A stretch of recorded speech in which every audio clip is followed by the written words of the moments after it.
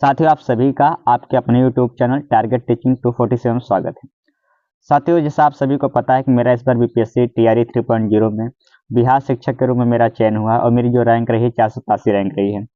तो साथियों काफ़ी हमारे साथियों का प्रश्न था कि सर आपने जो है किस तरीके से आपका जो टाइम टेबल था, जो रियल टाइम टेबल था, उसके बारे में थोड़ा-सा हमसे शेयर करिए कि क्या वो स्ट्रेटजी थी। तो मैं वो सभी आप सभी को उसे शेयर करने जा रहा हूँ। आप थोड़ा-सा देख सकते हैं जो मेरे बगल में स्क्रीन पे दिख रहा है, ये मेरी टाइम टेबल रही है। इसको थोड़ा-सा मैं डिटेल से बताने की कोशिश करूँगा।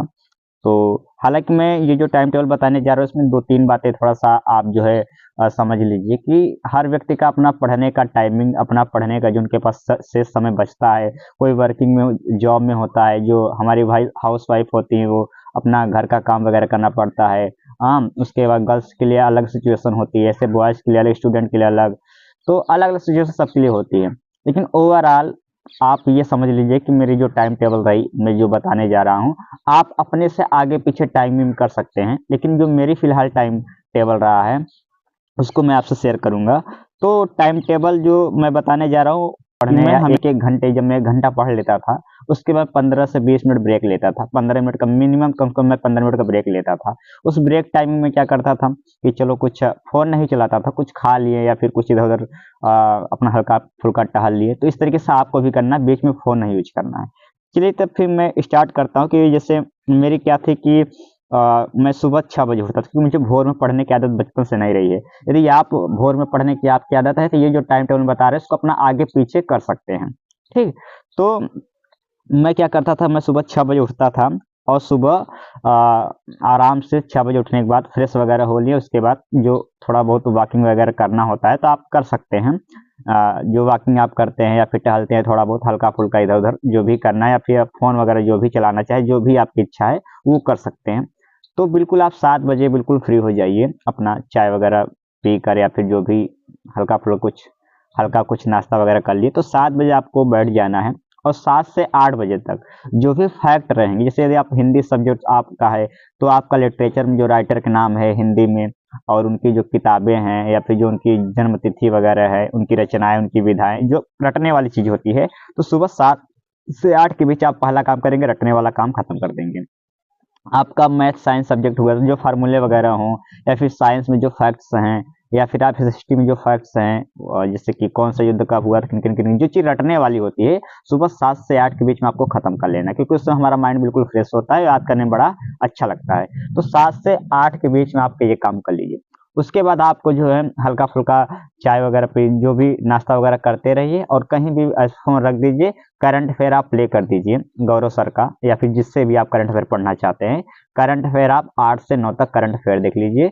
इतना आपको 2 घंटे करना है बस। बीच में 10 वो हल्का-फुल्का 10-5 मिनट का आप एक क्लास के बाद गैप ले सकते हैं। तो 7 से 8 आपको क्या करना है, आपको फैक्ट्स रटना है और 8 से 9 आपको करंट अफ़ेयर पढ़ना है, बस इतना करना है। फिर 9 बजे के बाद बिल्कुल रिलैक्स हो जाइए। अब जो कोई हाउसवाइफ़ रहेगा, तो आप सुबह जो भी 2 घंटे रहा आप काम कर लीजिए। आपका ये जो मैं टाइम टेबल बता रहा हूँ, अपने से आगे-पीछे कर सकते हैं, लेकिन इसी फॉर्म में आप पढ़िए, ठीक? उसके बाद आपको रेस्ट करना है, 9 से 11 तक आपको रेस्ट करना है। रेस्ट करने मतलब क्या है कि जो भी काम वगैरह है थोड़ा बहुत या फिर खाना-पीना, ये सभी नहाना वगैरह ये सभी चीज़ें, आपको फ़ोन चलाना जो भी फ़ोन चलाना है, किसी दोस्त से बातचीत करना है, इसके बीच में 2 घंटे में आप बिल्कुल उसको खत्म कर लीजिए। फिर आपको जो है 11 से 3 के लिए बिल्कुल बैठ जाना है। आप लाइब्रेरी जॉइन करते हो तो लाइब्रेरी चले जाइए। आप घर में कोई अपनी एक जगह से बनाए हैं पढ़ने के लिए तो वहाँ पे बैठ जाइए, छत पे बैठ जहाँ आपको सूटेबल बैठे। ज़रूरी नहीं कि आपको एक फिक्स जगह लाइब्रेरी जाइए या फिर ऐसे। तो 11 से 3 के बीच आपको कैसे पढ़ना है, ये 4 घंटा होता है 11 से 3 के बीच। इसमें आपको 1-1 घंटा करके बनाना है, जो आपके जीएस के पार्ट हैं। क्योंकि करंट अफेयर आपने पढ़ लिया है, अब 4 सब्जेक्ट जीएस के बचते हैं कि मैथ, ज्योग्राफी, हिस्ट्री या साइंस। इसी तरीके से पीआरटी वाले अपना बना सकते हैं अपने सब्जेक्ट के हिसाब से। तो मैं जैसे 6 टू 8 और टीजीटी के लिए बता रहा हूँ, तो जो जीएस के पार्ट होते हैं 8-8 नंबर के 4 सब्जेक्ट, एक करंट अफेयर आपने पढ़ लिया, तो मैथ, साइंस, ज्योग्राफी, हिस्ट्री। तो आपको इसी फॉर्म में मैथ पहले पढ़ना है क्योंकि जब आप थोड़ा-सा अभी रिलैक्स होकर आए हैं, तो दिमाग पढ़ने अभी थोड़ा-सा फोकस नहीं हो पाएगा, तो आप कोई चीज़ रटना शुरू नहीं कर सकते हैं 11 बजे क्योंकि आपने अभी इधर-उधर चहल-पहल करके आए हैं। तो आपको क्योंकि मैथ क्या होता है थोड़ा-सा आप ध्यान भटकता भी है, तो भी अभ्यास बढ़िया से कर सकते हैं। तो आपको मैथ का क्या करना है, ऑनलाइन क्लास देखना है। यदि आप पहले से मैथ कभी पढ़े हैं, तो उसको बस अभ्यास करना है। कोई आपने बताया 10 बार कि कोई एक अभ्यास पेपर ले लीजिए, किरम पब्लिकेशन का या फिर किसी का, उसमें मैथ का आपको क्या करना है, क्रम पब्लिकेशन जो आती है 6 to 8 बीपीएससी की या फिर टीजीटी वगैरह को, उसकी कोई भी बुक मत ले लीजिए कि पता लगे हम सीजीएल का अभ्यास लगाने लगे। ठीक, तो वो ले लीजिए और 1 घंटा आप या ऑनलाइन क्लास देखना है तो ऑनलाइन क्लास करिए। आपका 40 मिनट का ऑनलाइन क्लास रहता है, 20 मिनट आपको क्या करना है उसमें, 20 मिनट आपको 40 मिनट आपने ऑनलाइन क्लास देख लिया, 20 मिनट आपको क्या करना है, नोट्स हालांकि बनाने का समय नहीं है, 3 महीना बचा ही है, तो आपको वो पीडीएफ अच्छे से पढ़ना है, ये करना है। तो इस तरीके से आपको 1 घंटा मैथ पढ़ना है, 5 मिनट ब्रेक, फिर 1 घंटा ज्योग्राफी पढ़ना है, फिर 5 मिनट ब्रेक। पढ़ने का मतलब क्या, 40 minute online class, 20 minute notes revision, वही पीडीएफ। ठीक, इस तरीके से फिर हिस्ट्री पढ़ना है, फिर लास्ट में साइंस पढ़ना है। यानी 11 से 12 मैथ प्रैक्टिस सेट, 12 से 1 ज्योग्राफी का जो क्लास रहेगा प्लस नोट्स रिवीजन, 1 से 2 हिस्ट्री क्लास प्लस नोट्स, इसी तरीके से 2 से 3 साइंस क्लास प्लस नोट्स। 3 बजे तक आपने फ्री हो गया। फिर 3 से आपको शाम को 9 बजे तक 6 घंटा बचे, जो भी वर्किंग वुमेन है, हाउस वाइफ है, वो जो भी उनको घर का काम करना है वो निपटा दीजिए। स्टूडेंट है जो बात करना है दोस्तों से, फोन चलाना है, कहीं क्रिकेट वगैरह खेलना है, जो भी करना है सब उसमें आप निपटा दीजिए। 3 से 9 6 घंटा समय बचता है, जो भी आपका मन है, क्योंकि पढ़ाई के समय बिल्कुल पढ़ाई करना है, उसमें फोन बिल्कुल नहीं आपको यूज करना है। तो आप बिल्कुल 3 से 9 तक बिल्कुल फ्री है, जो आपको करना वो करिए, सीधी सी बात है। अब जिनका स्कूल है तो वो क्या करेंगे कि ये जो मैं समय दे रहा हूँ 6 घंटा, अपना स्कूल का सुबह वाला दोपहर वाला निकाल लीजिए, और जब आप 4 बजे आएंगे तो 4 से बिल्कुल 9 बजे तक आप पढ़ लीजिए। अपने से मैं बता रहा हूँ टाइम टेबल इस तरीके से एडजस्ट कर लीजिए। तो बाकी मैं स्टूडेंटों के लिए बता रहा हूँ कि इस तरीके से आपको 9 बजे तक कुछ अपना घर का काम जो भी वगैरह ये सब करना है, फिर रात को 9 बजे से आपको बैठ जाना है, और 9 से 11 2 घंटा, 9 से आपको 1 बजे तक पढ़ना है, 9 से 1 बजे तक पढ़ना है, जिसमें 4 घंटे बनते हैं, जिसमें 2 घंटे आपको क्या करना है, जो आपका सब्जेक्ट, क्योंकि आपने जीएस दिन में पढ़ लिया है, दिन में जीएस पढ़ना इसलिए जरूरी हो जाता है कि जीएस के कई पार्ट होते हैं, रात को जब आप बैठते हैं तो कई पार्ट नहीं पढ़ पाते, बस लगता है कि एक ही सब्जेक्ट पढ़ें और मेंटली आराम से फोकस कर पाए। अलग अलग पार्ट रटना है, फिर समझना है, फिर अलग क्लास, तो ये थोड़ा मेंटली डिस्टर्बेंस हो जाती है। या रात को ऑनलाइन क्लास देखना बहुत भारी पड़ जाता है, क्योंकि नींद आने लगती है। तो रात को बिल्कुल आप खुद पे, जिस पे आप बॉडी आपका मूवमेंट करे, ऐसे चीजों को करना, जैसे आप कोई प्रैक्टिस कर रहे हैं तो दिमाग हिल रहा है, हाथ पैर हिल रहा है थोड़ा सा, तो इस तरीके से नींद कम आती है। तो रात को क्या करना है आपको, 9 से 11 आपको 2 घंटे जो भी ऑनलाइन क्लास है आपका सब्जेक्ट का, हिंदी का है तो 2 घंटा ऑनलाइन क्लास कर लीजिए। इस तरीके से आप क्या करते हैं, षष्ठी रहेगा तो उसमें 2-3 सब्जेक्ट जो है षष्ठी के होते हैं, 4 सब्जेक्ट, उसको 40-40 मिनट करके देख लीजिए। आपका मैथ साइंस है तो 1-1 घंटा बना लीजिए। 2 से 3 घंटा आपको ऑनलाइन क्लास करना है, और वही 2 घंटा यानी 9 से 11 आपको सब्जेक्ट का ऑनलाइन क्लास लेना है, और 11 से 1 जो भी आपका आपने मान लिया पहले से आपका, यदि ऑनलाइन क्लास करते हैं ऑनलाइन क्लास नहीं, नोट्स रिवीजन कर लीजिए, और जो ऑनलाइन क्लास करते हैं ऑनलाइन क्लास देख लीजिए। और जो ऑनलाइन क्लास करते हैं वो अगला 2 घंटा क्या करेंगे कि उसको नोट्स को अच्छे से रटना है, क्योंकि सब्जेक्ट को बाद में नहीं छोड़ सकते, सब्जेक्ट को उसी समय रटना है, उसी दिन रटना है। तो आपको 2 घंटे बिल्कुल रटना है, और जो पहले से एक बार पढ़े तो अभ्यास करेंगे 2 घंटा, अपना कोई प्रैक्टिस सेट निकाल लिए, उसी चैप्टर वाइज और अभ्यास करेंगे। तो इस तरीके से।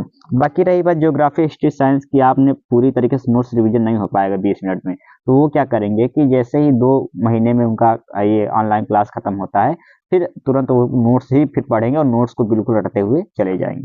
तो ये काम करेंगे। ठीक, तो इसमें टारगेट यही था कि 9 से 10 घंटा आपको पढ़ना है, क्योंकि मार्च में एग्जाम है, 3 महीने बचे हैं।